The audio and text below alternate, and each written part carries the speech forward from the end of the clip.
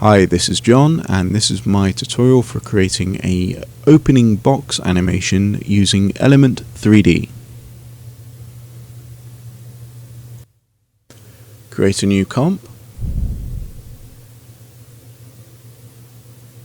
Right click, New Solid. Go to Effects, Video Copilot, and Element3D.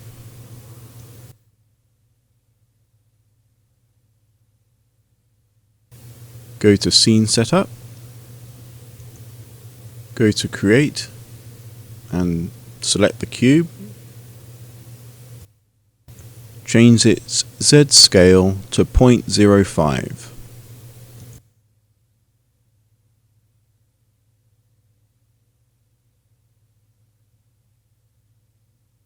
Go to Alignment and select Bottom.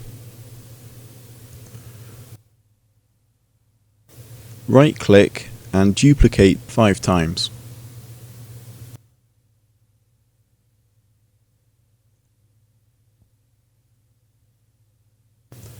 Now rotate and move each side until you have a box. Apologies for cropping out the interface, but all I am selecting is the rotate and the move tool.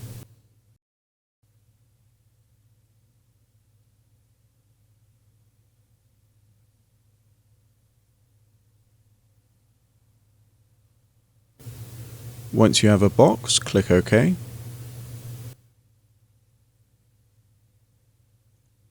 Right click, New Camera.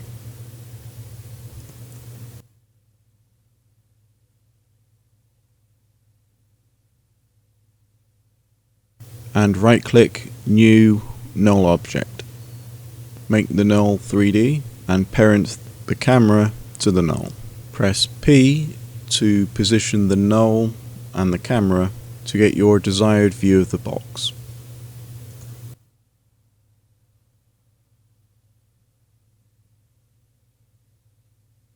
Go to Group 1, Particle Replicator, and adjust the rotation.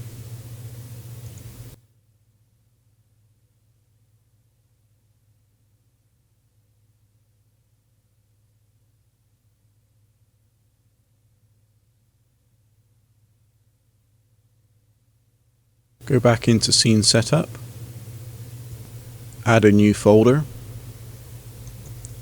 adjust the anchor point of the folder so it's on the edge of the box.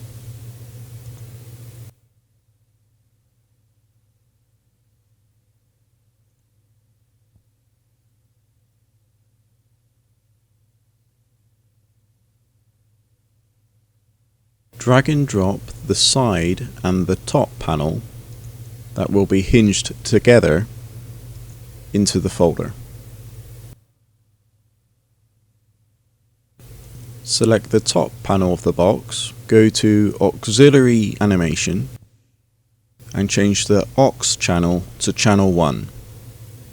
Select the group folder for the two panels, and change its aux channel to channel 2. The next panel down is the bottom, so that doesn't need animating. Go to the next one and change its aux channel to channel 3. Go to the next and change its aux channel to channel 3, and the next one to channel 4, and the last one to channel 5. And click OK. Move the time indicator to 12 frames. Go to the aux channels under Group 1,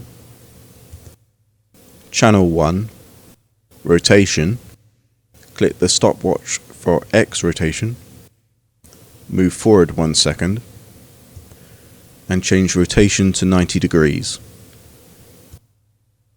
Move back to 1 second in the timeline.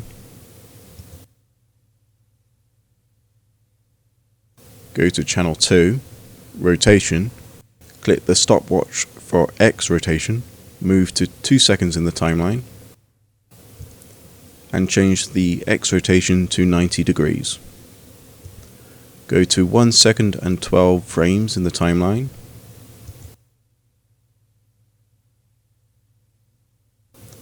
Go to channel 3 and rotation. Click the stopwatch for X rotation again. Move forward 1 second in the timeline and change its X rotation to minus 90 degrees. Go back to 2 seconds in the timeline and channel 4 and its rotation. Click the stopwatch for X. Move forward 1 second in the timeline.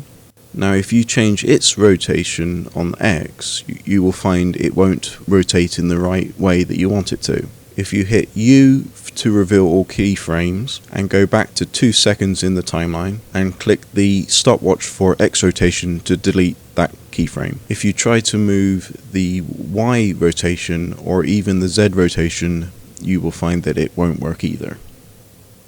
To solve this, go back into Scene Setup.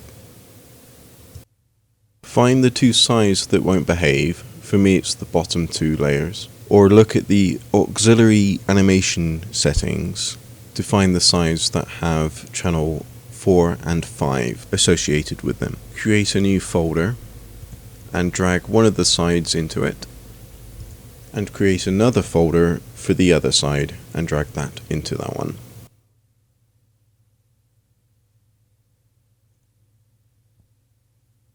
Folder's anchor point will need to be adjusted to the edge of the side, and do that for both the new folders.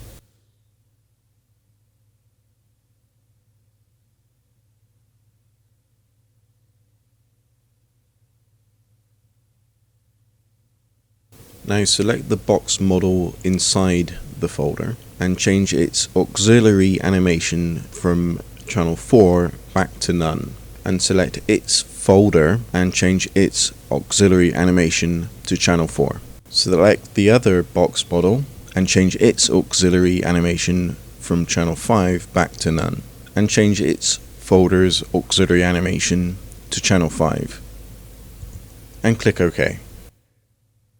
Now go to channel 4's rotation, and it won't be the X channel that you need to adjust now. Instead it will be the Z rotation, and now that works. Click on the stopwatch for Z rotation, move forward 1 second, and change the rotation to minus 90 degrees.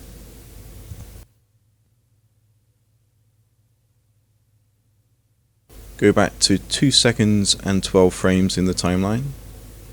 Select channel 5 and its rotation. Click the stopwatch for Z rotation. Move forward 1 second and change the rotation to 90 degrees. If you do a RAM preview, you should now have an unfolding box.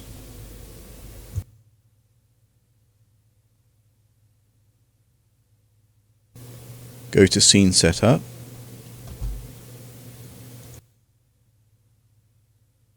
Go to Create and create a new plane. Drag it to the bottom so it doesn't get included in the previous group, and change it to Group 2 and scale it up a lot.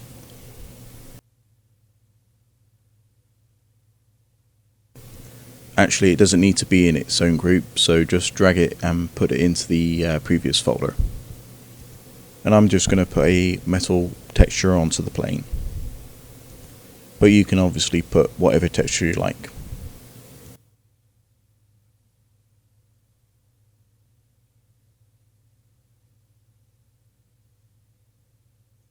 I'm just going to use a paint texture for the box and drag it onto each of the sides.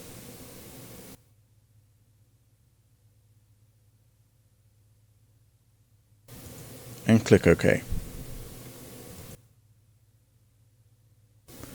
Right click and create a new light. Press the P key to adjust the position of the light.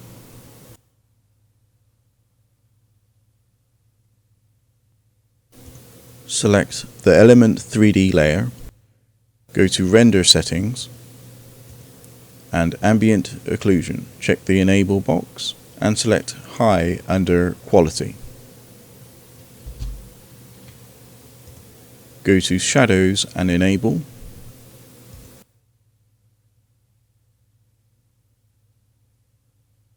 Select all the animation keyframes and press F9. I'm going to go back into scene setup and change the plane's texture to just white. Click OK again. Right click New Solid. Make it white. Drag this new solid to the bottom of the layers. Select the Element3D layer.